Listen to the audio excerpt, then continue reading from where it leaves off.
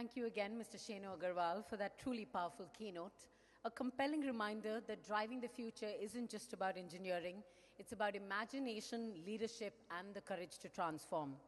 And speaking of transformation, our next speaker brings an entirely new lens to the discussion we've been having here today, one that fuses mythology, leadership, and storytelling. An author of over 50 books, a celebrated speaker, a cultural thought leader who has redefined how modern India understands mythology and leadership. He's worked with organizations across the world to interpret the wisdom of the ancient texts and apply them to modern business, strategy, and life. His TED Talks have gone viral, his columns are widely read, and his books from My Gita to Business Sutra have become cult favorites among those seeking timeless wisdom in a changing world. Ladies and gentlemen, today we're truly honored to have him here with us to decode the future, not just through data, but through Dharma. So please, put down your mobile phones, open up your hearts. I hope your mind is ready to soak in the wisdom. Please put your hands together with a thunderous round of applause. Join me in welcoming to the stage the phenomenal Devdutt Pattnaik.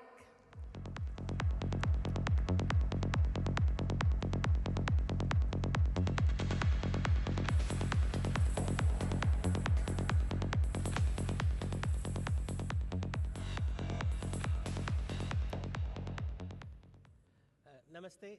My name is Devdutt Pattnaik and I tell stories. I write on mythology and everyone asks me if the stories I am telling are true or false. Sir, ये सच है या झूठ है? ये हर आदमी 30 साल से मैं कर रहा हूँ और 30 साल से ये लोग पूछ रहे हैं कि is this fact or fiction? And my answer is a very simple one. I ask them, how do you classify faith?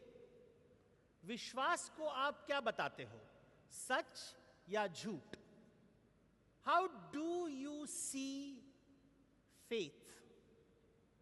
क्योंकि जैसा विश्वास, वैसा व्यवहार, वैसा व्यापार. As is your belief, so is your behavior, and so is your business. As is your customer's belief, so is your customer's behavior, so is your customer's business. So all businesses have as a foundation a belief system, एक विश्वास. विश्वास ना सच होता है ना झूठ होता है, लेकिन कहानियों के माध्यम से व्यक्त होता है. It is through stories that we express our faith. So nowadays in the business world, there is a story which has become very, very popular. In the last 10, 15 years, many people are telling the story that business is like a battlefield, a war zone. So just you can raise your hands if you have heard these words. In business circles, आपके business करते हैं, मैं कुछ words बोल रहा हूं, आप अगर सुने हो कभी, just raise your hands, so then we will see. War room strategy, market penetration, grab market share, crush the competition, dominate the industry. It's a rat race. It's a dog-eat-dog world. It's a shark tank. Business को कितना भयानक बना दिया है. Business has become use of this very violent language, extremely violent language, this battlefield, because we want to be winners. We have to defeat someone in order to succeed. And this language is being taught to everybody in business schools across the world. And we are told this is going to create a healthy society. And yet, some of the most successful business communities in our country follow the principle of ahimsa or non-violence. So you have got a vocabulary which comes from the East India Company. तो east India company से ये भाषा आई है of war room strategies, of grabbing market share, of Shark Tank.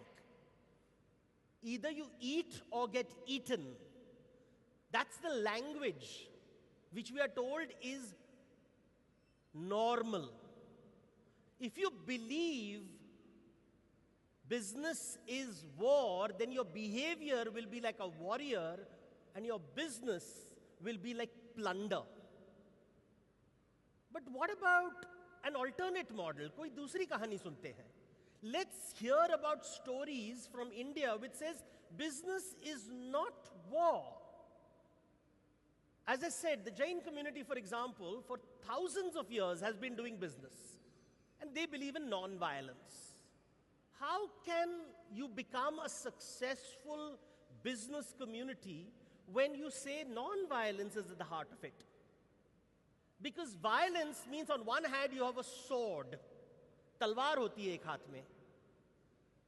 Non-violence is about you have a pan balance, एक तराजू. A pan balance, where you are being fair, you give and you take. There is a exchange. With a sword, you do raiding. Raid करते हो तुम.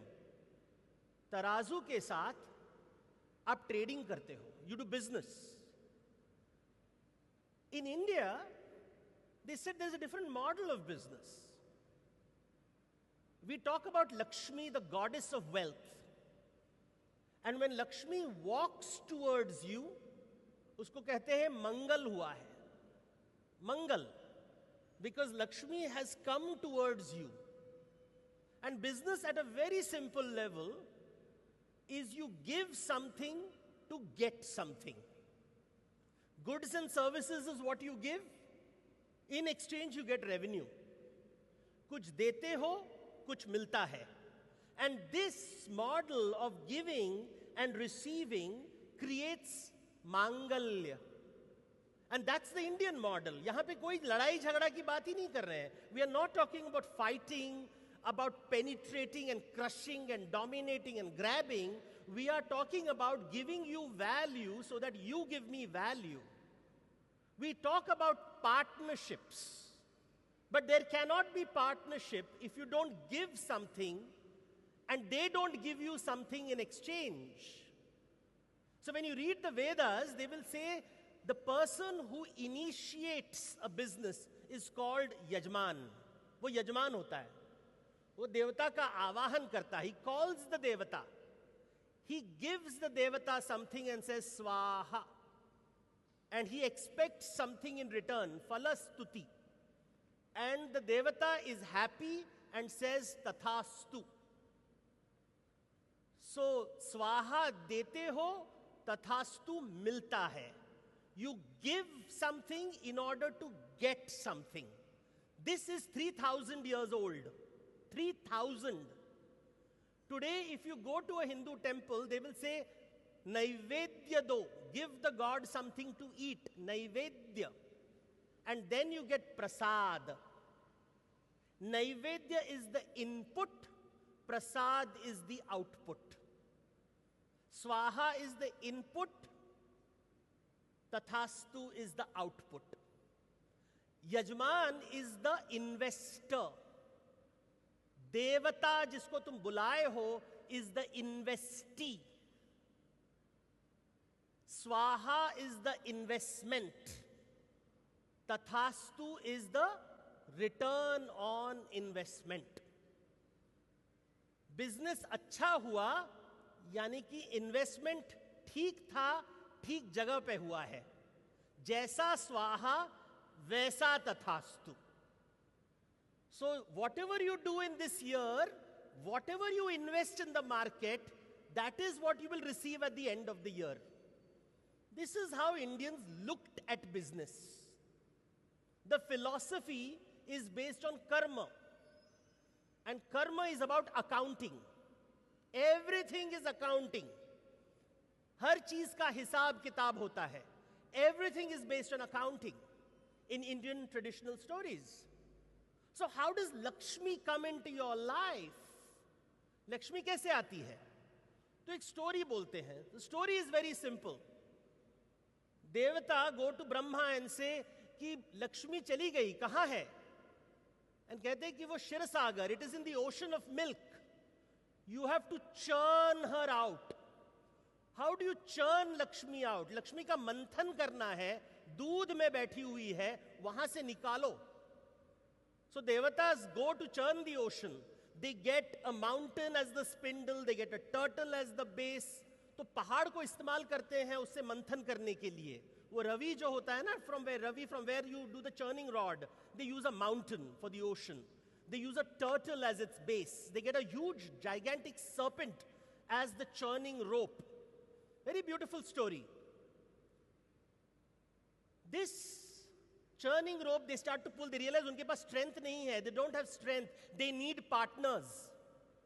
And Brahma says, who is the opposite of you, who has equal strength? They're saying, our brothers, Asura.